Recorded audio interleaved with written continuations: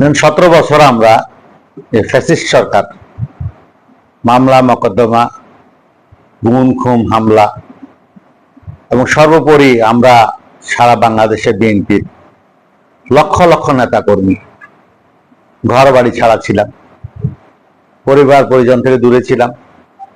আমরা জেল খেটেছি, আমরা মামলার শিকার হয়েছি, হামলার শিকার হয়েছি।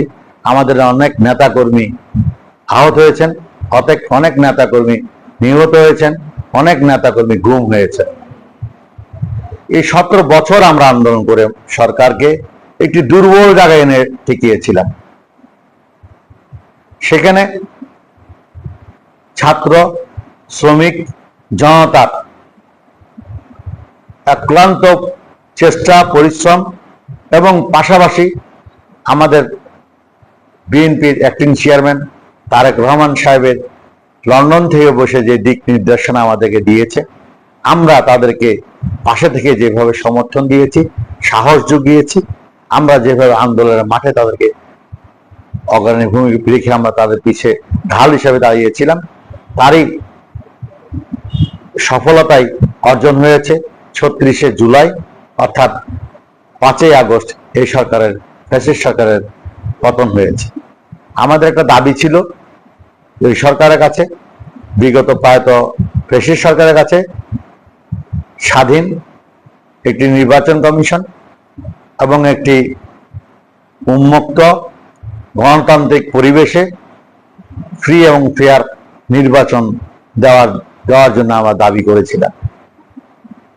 আমরা প্রত্যাশা করেছিলাম যে এই সরকার ক্ষমতায় এসে যে মানুষের যে গণতান্ত্রিক অধিকার, ভোটাধিকার, নিরপেক্ষতা বজিয়ে রেখে তারা অতি সত্বর একটি নির্বাচন দিবে। কিন্তু আমরা লক্ষ্য করছি বাংলাদেশের ছাত্র আন্দোলনের অভ্যুত্থানে যে 870 জনের অধিক মারা গেছেন, তার মধ্যে 400 জনের উপরে হচ্ছে বিএনপির নেতাকর্মী।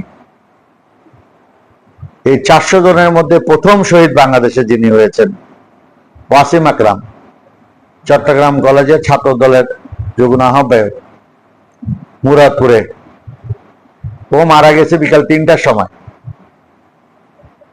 আর রংপুরে আবু সৈয়দ মারা গেছে বিকাল 5টার সময়, গুলি খেয়েছে আগে, কিন্তু মারা গেছে। চিটাঙ্গে রাব্বি মারা গেছে ছাত্র দলের, চিটাঙ্গে তানভীর মারা গেছে ছাত্র দলের। এবং আপনারা দেখেছেন ঢাকায় আন্দোলন সংগ্রামে যাত্রা বাড়িতে যে বিশাল প্রতিরোধ গড়ে তুলেছিল এরা বিএনপি নেতা কর্মীরাই। মোহাম্মদপুরে যে বিশাল প্রতিরোধ গড়ে তুলেছিল এখানে বিএনপি নেতা কর্মী ছিল, কোনো ছাত্ররা এখানে ছিল না। উত্তরাতেও যে বিশাল গণপ্রতিরোধ গড়ে তুলেছিল এটাও বিএনপি নেতা কর্মী করছে।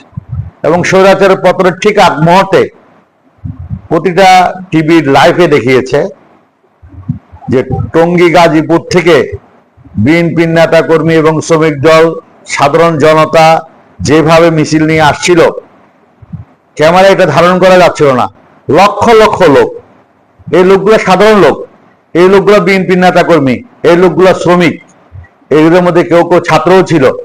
এখানে যারা ছাত্রদের এককভাবে দাবিদার বলছে তাদেরকে আমি বলবো, এই যারা শহীদ হয়েছে তাদের মধ্যে হাতে গোনা 2, 4, 10, 20 জন ছাত্র ছাড়া বাকি সব হচ্ছে শ্রমিক, সাধারণ মানুষ, বিএনপির নেতা কর্মী।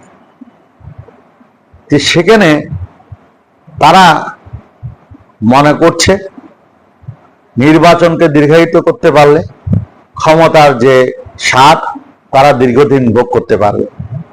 তাদের সাথে যারা এমন দল আছে যারা নির্বাচন হলে সারা বাংলাদেশে 10টি সিট পাবে কিনা সন্দেহ আছে, তারাও চিন্তা করছে বিভিন্ন কারণে অকারণে এই নির্বাচনকে পিছানো যায় কিনা, বা নির্বাচনে পিছানোর সুযোগে তারা অন্য কোনো পদ্ধতিতে তারা কোনো ক্ষমতায় আসার লোভ স্বাদ পায় কিনা। তাদের যে চক্রান্ত সেটা আসলে বাস্তবায়ন হবে না। এখন এই মুহূর্তে যদি নির্বাচন হয়, বাংলাদেশ জাতীয়তাবাদী দল বিএনপি প্রায় 280টি সিটে নির্বাচিত হবে।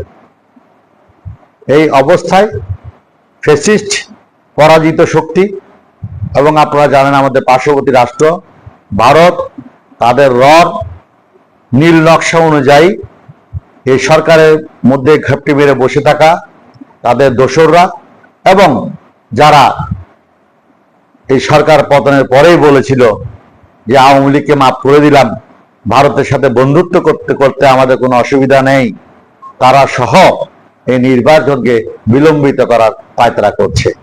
আমি অবিলম্বে বিএনপির স্থায়ী কমিটি যে সিদ্ধান্ত নিয়েছে আগামী দিনে মাঠে আন্দোলন সংগ্রাম করবে ভোটের অধিকারের জন্য, গণতন্ত্রের জন্য, মানুষের অধিকার বাস্তবায়নের জন্য, আমি মনে করি এদেশের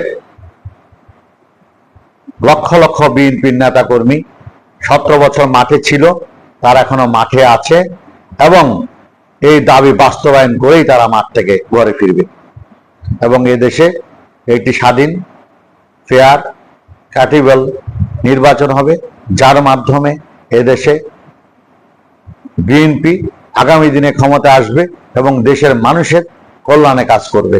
এ প্রত্যাশা আমি ব্যক্ত করছি।